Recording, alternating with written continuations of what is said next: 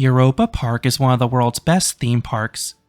Located in Rust, Germany, this park features 20 different areas, most of which are beautifully themed to European countries. Then this park is owned by Mack Rides, so the manufacturer understandably uses the park as a functional showroom. And they have a fantastic ride lineup. The park features 14 different roller coasters, including the new for 2024 Voltron. Then the park has plenty of interesting non-coasters, ranging from dark rides, to water rides, to observation rides. So in this video, I will rank the park's top 25 rides and attractions. I previously made this list a few years ago, but I wanted to update it to reflect their new headlining coaster in Voltron and re-rides on existing attractions.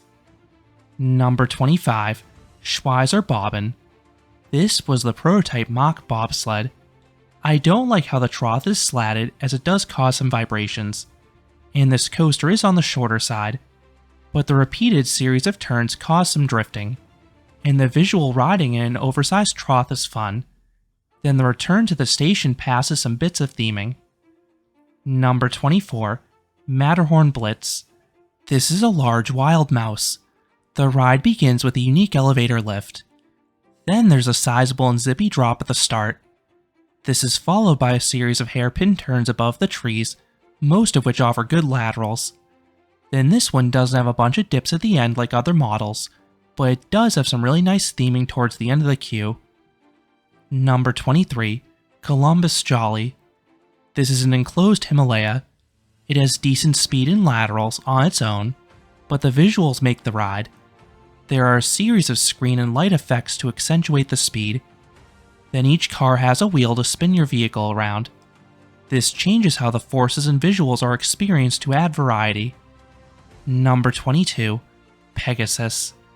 This young star coaster is a good ride for its size. If you ride in the back row, the first drop and dip midway through have a pinch of airtime. Then the turns and helixes have some force to them. I much prefer this to the more standard Vekoma roller skaters, because this ride has a slight edge to it. Number 21, Fluke der Cassandra. This is a great madhouse. The benches have nice movement to sell the inverting effect, and this is paired with engaging visuals. Then as icing on the cake, there are some bonus effects that'll make most people jump. Number 20, Schlittenfahrt-Schneeflockchen.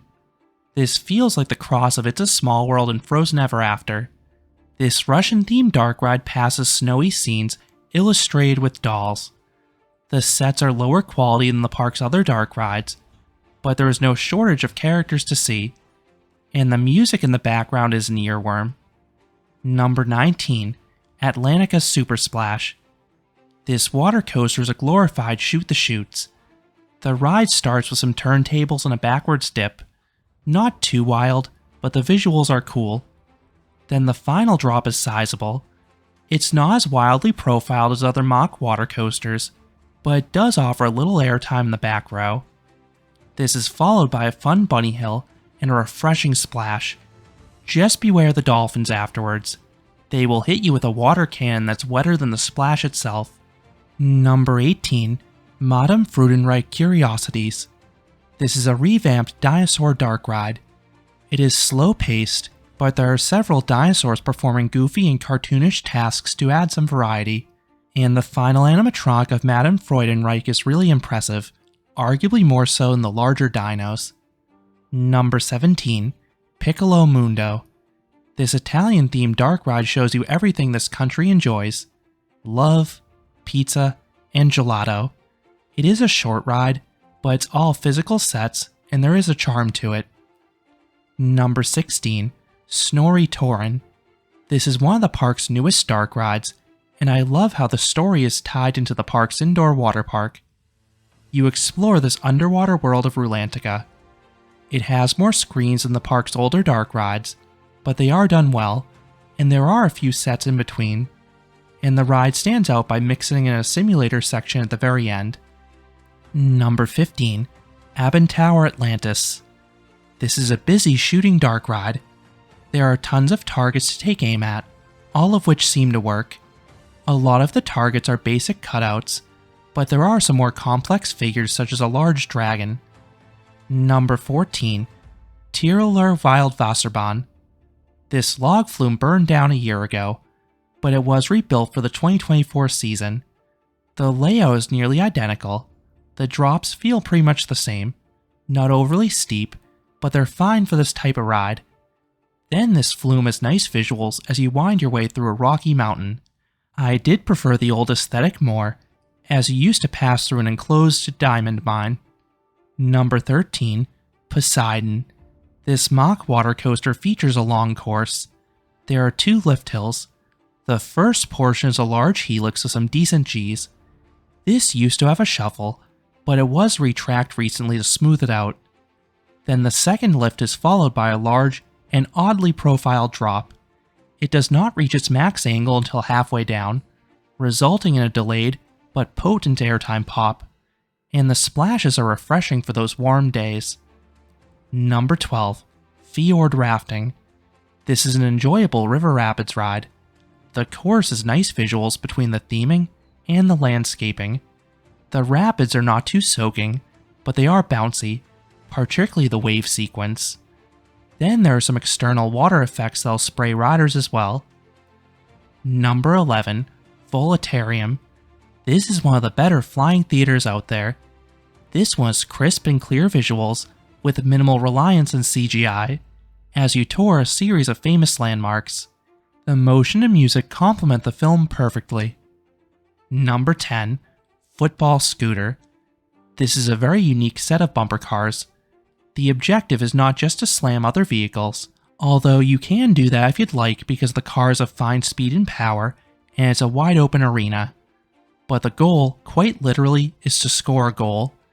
You need to push an exercise ball into a raised goal. This is pretty tricky to do, but it is so rewarding when you finally succeed. This attraction is an absolute must for sports fans, and it's super addictive. It's basically real-life Rocket League. Number 9. Geisterschloss. This dark ride feels like a mix of Haunted Mansion at Disney and Knoebels.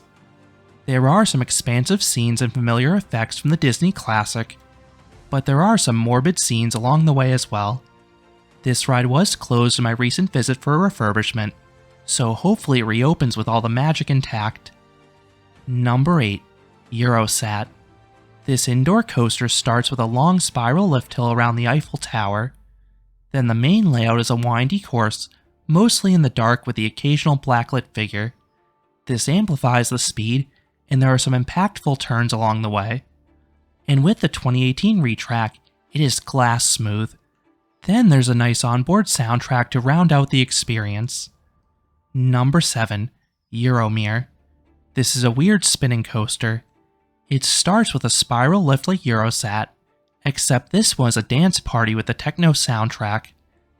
The outdoor bit begins with some elevated turns that are fairly disorienting between the spin and mirrors, but the ride picks it up at the end.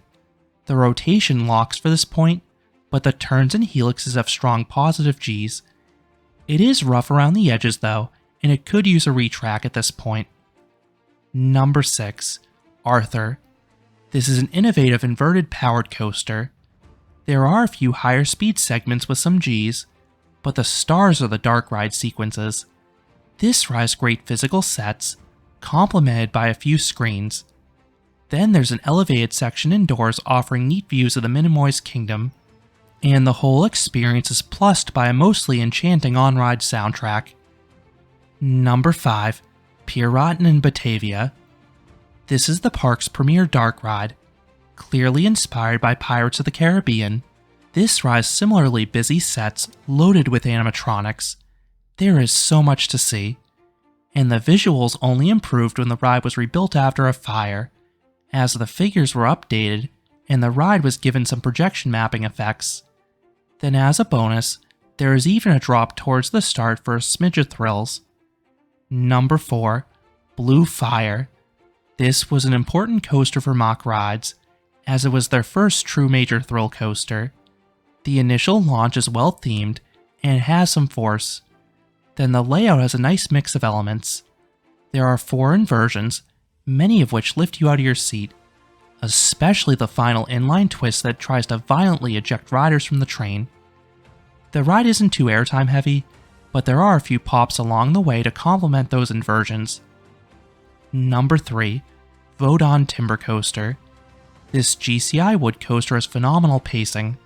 The train hauls from one element to the next, and the speed is accentuated by all the tunnels and head choppers. Then the ride is littered with negative Gs. I love the straight first drop in the back row.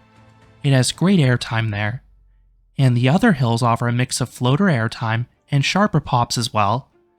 The coaster was running a bit rough for me in my initial rides in 2017, but it has been very smooth in all my subsequent re-rides.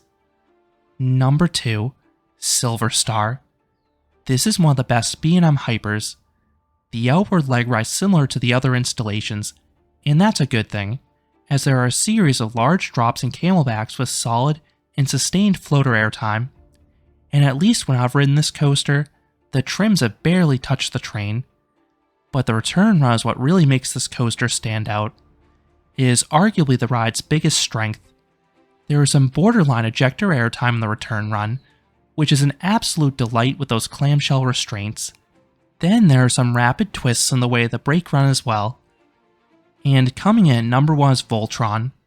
It is finally fitting that the best ride at this Mach-owned theme park is a Mach. The prototype Striker coaster is an exceptional ride. This is a super long coaster with a diverse layout. The elements are strong in their own, but it also helps they're in rapid fire succession. There are 4 launches. The Beyond Vertical one is unique, then the backwards launch mid-ride is shockingly powerful and punchy. It's the best launch Mach has ever done by far. The ride also has 8 inversions. Some offer oodles of hang time, some are super whippy, some offer strong positive Gs, some have airtime, some have laterals, and some have a mix of sensations. Then there are plenty of negative Gs as well. I particularly love the start of the second half. It is one of the best airtime sequences of any ride. The hills have strong and sustained ejector airtime. Then beyond the layout, this coaster has some impressive theming in the queue and the pre-launch sequence. This ride is a complete package and one of the world's best coasters. Those are my 25 favorite rides at Europa Park as of the 2024 season. What do you think about this list, or any of the attractions at this German theme park? Let me know down in the comments. If you enjoyed this countdown, I would appreciate it if you gave this video a like, and you consider subscribing, because there'll be a lot more roller coaster and amusement park videos here at Canopy Coaster. Thanks for watching.